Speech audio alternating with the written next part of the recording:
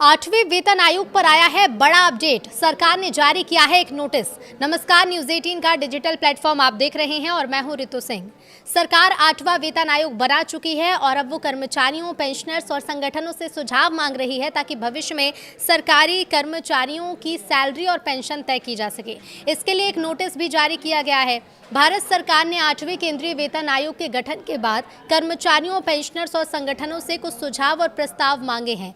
सरकार ने इस संबंध में एक सार्वजनिक नोटिस जारी किया है, जिसके अनुसार केंद्र सरकार ने 3 नवंबर 2025 को एक प्रस्ताव के जरिए आठवें केंद्रीय वेतन आयोग का गठन किया था। आयोग का उद्देश्य केंद्र सरकार के कर्मचारियों, पेंशनर्स के वेतन और भत्तों और पेंशन से जुड़े ढांचे की समीक्षा करना है। आयोग ने कर्मचारी संघ, पेंशनर संगठन और संस्थानों और इच्छुक व्यक्तियों से कहा है कि वो अपनी मांगे और सुझाव ऑनलाइन जमा करें। इसके लिए एक ऑनलाइन फॉर्म उपलब्ध कराया गया है, जिसे आयोग की वेबसाइट और MyGov पोर्टल पर भरा जा सकता है। आयोग ने स्पष्ट कर दिया है कि सभी प्रस्ताव केवल ऑनलाइन पोर्टल के जरिए ही स्वीकार किए जाएंगे। डाक, ईमेल या PDF के रूप में भेजे गए सुझाव पर विचार नहीं होगा। सार्वजनिक नोटिस के मुताबिक सुझाव और प्रस्ताव 30 अप्रैल 2026 तक जमा किए जा सकते हैं। इसके बाद आयोग प्राप्त सुझावों का अध्ययन कर आगे की सिफारिशें तैयार करेगा। अब ऐसे में कितनी बढ़ सकती है बेसिक सैलरी? तो देखिए, अगर सरकार कर्मचारी यूनियन की मांगे मान लेती है तो केंद्र सरकार के कर्मचारियों और पेंशनर्स की सैलरी में बड़ी बढ़ोतरी हो सकती है। प्रस्ताव के मुताबिक सरकारी कर्मचारियों की बेसिक सैलरी लगभग 66% बढ़ सकती है। इससे सिर्फ वेतन ही नहीं बढ़ेगा, बल्कि न्यूनतम सैलरी तय करने का पुराना फॉर्मूला भी बदल सकता है। कर्मचारी संगठनों का कहना है कि मौजूदा व्यवस्था आज के परिवारों के खर्च और जिम्मेदारियों को सही तरीके से नहीं दिखाती। अभी पुराने फॉर्मूले पर सैलरी मिलती है। तो फिलहाल देखिए, सरकारी कर्मचारियों की न्यूनतम सैलरी का हिसाब 1956 के एक फॉर्मूले पर आधारित है। ये तरीका 15वें भारतीय श्रम सम्मेलन में तय किया गया था और इसे 3 सदस्यीय परिवार मॉडल कहा जाता है।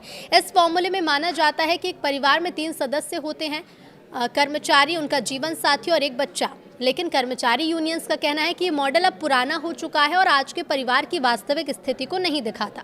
यूनियंस ने ये सुझाव दिए हैं कि परिवार की संख्या 3 से बढ़ाकर 5 सदस्यीय मानी जाए। उनका कहना है कि बढ़ती महंगाई और माता पिता समेत कई बच्चों की जिम्मेदारी के कारण पुराना फॉर्मूला पर्याप्त नहीं है। केंद्र सरकार के लाखों कर्मचारी और पेंशनर्स जनवरी 2026 के लिए महंगाई भत्ता और महंगाई राहत बढ़ोतरी के ऐलान का इंतजार कर रहे हैं। आमतौर पर सरकार होली जैसे बड़े त्योहार के आसपास DA बढ़ाने की घोषणा कर देती है, लेकिन इस बार होली गुजरने के बाद भी अभी तक आधिकारिक घोषणा नहीं हुई। इसी वजह से कर्मचारी और पेंशनर्स के बीच ये सवाल है कि आखिर DA बढ़ोतरी का ऐलान कब होगा। तो सरकार साल में 2 बार महंगाई भत्ता संशोधित करती है। पहला जनवरी से लागू होता है और दूसरा जुलाई से। मौजूदा समय में केंद्रीय कर्मचारियों को 58% की दर से महंगाई भत्ता मिल रहा है। ताज़ा महंगाई आंकड़ों के आधार पर अनुमान ये लगाया जा रहा है कि जनवरी 2026 से DA में करीब 2% की बढ़ोतरी हो सकती है। अगर ऐसा होता है तो कर्मचारियों का DA 58% से बढ़कर लगभग 60% हो जाएगा। अब महंगाई भत्ता सरकारी कर्मचारियों के लिए इसलिए भी महत्वपूर्ण है क्योंकि ये बढ़ती महंगाई के असर को कम करने में मदद करता है। कर्मचारियों की बेसिक सैलरी तो लंबे समय तक एक जैसी रहती है, लेकिन महंगाई बढ़ने पर सरकार DA के जरिए उनकी आय में कुछ राहत देती है। इसी तरह पेंशनर्स को भी महंगाई राहत यानी कि DR दिया जाता है ताकि उनकी पेंशन पर महंगाई का असर थोड़ा कम हो सके। महंगाई भत्ता तय करने का खास फॉर्मूला क्या है? तो महंगाई भत्ता तय करने के लिए खास फॉर्मूले का इस्तेमाल होता है, जिसमें औद्योगिक कामगारों के लिए जारी किए जाने वाले उपभोक्ता मूल्य सूचकांक के पिछले 12 महीने के औसत आंकड़े को आधार बनाते हैं। अब इस फॉर्मूले के अनुसार 12 महीने के औसत इंडेक्स से एक तय बेस वैल्यू घटाकर उसे उसी बेस वैल्यू से भाग दिया जाता है और फिर 100 से गुणा कर DA का प्रतिशत निकालते हैं। नए बेस ईयर 2016 के इंडेक्स को पुराने 2001 बेस के साथ जोड़ने के लिए 2.88 का कन्वर्जन फैक्टर भी लगता है। लेबर ब्यूरो हर महीने AI, CPI, IW के आंकड़े जारी करता है। इन्हीं आंकड़ों के 12 महीने के औसत के आधार पर DA में बदलाव तय होता है, इसलिए कर्मचारी इन आंकड़ों पर लगातार नजर भी रखते हैं।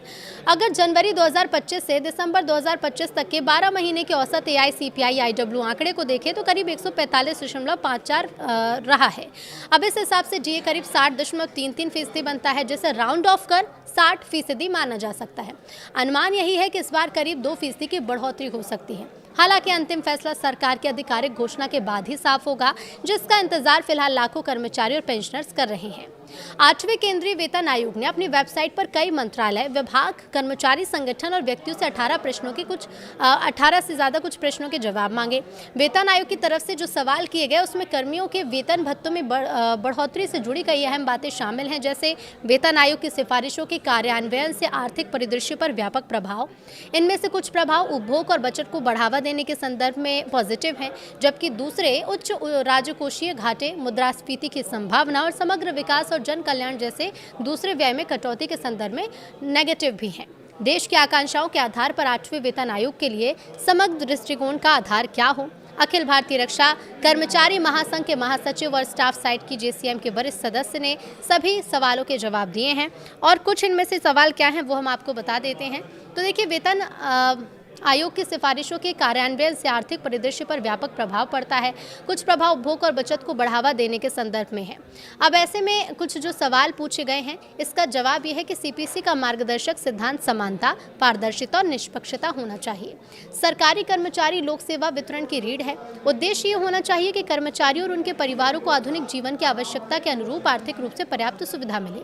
कर्मचारियों को बोझ नहीं बल्कि राष्ट्र निर्माण में भागीदारी के रूप में देखा जाए। कर्मचारियों के वेतन में वृद्धि सरकार के लिए केवल व्यय नहीं बल्कि मानव पूंजी में निवेश है, जो भोग, बचत और आर्थिक विकास की गति को बढ़ावा भी देता है। इसके साथ ही इसमें कई डिटेल में कई बड़ी बातें बताई गई हैं। ये भी पूछा गया कि 8वें सीपीसी को सरकारी और निजी क्षेत्र में वेतन भत्तों के बीच सापेक्षता का मूल्यांकन कैसे करना होगा। तो सरकारी और निजी क्षेत्र के वेतनमान की तुलना करना कठिन और अव्यवहारिक माना जा रहा है, क्योंकि दोनों ही सेवाओं के उद्देश्य मूल रूप से अलग हैं। लोक सेवा का उद्देश्य लाभ कमाना नहीं है, जबकि निजी क्षेत्र का उद्देश्य अपने लाभ को अधिकतम करना है।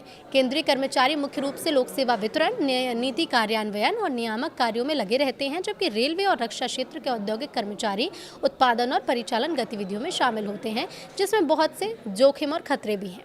सवाल ये भी है कि क्या 8वें सीपीसी को सभी सरकारी विभाग में एक समान क्षैतिज सापेक्षता पर विचार करना चाहिए, या क्या उसे क्षेत्र विशिष्ट बेंचमार्किंग पर विचार होना चाहिए, जहां सरकारी कार्यों की तुलना उनके संबंधित उद्योग के समकक्षों से की जाए। उदाहरण के लिए, क्या सरकारी इंजीनियर्स के वेतन की तुलना निजी क्षेत्र की इंजीनियरिंग फर्म से, वित्तीय अधिकारियों के वेतन की तुलना बीएफएसआई क्षेत्र से और स्वास्थ्य सेवा पेंशनर्स की तुलना निजी स्वास्थ्य सेवा से होनी चाहिए? तो इसका जवाब ये दिया गया है कि सीपीसी को केंद्र सरकार के कार्यों की तुलना निजी क्षेत्र से क्षेत्र विशिष्ट बेंचमार्किंग के आधार पर नहीं करनी चाहिए।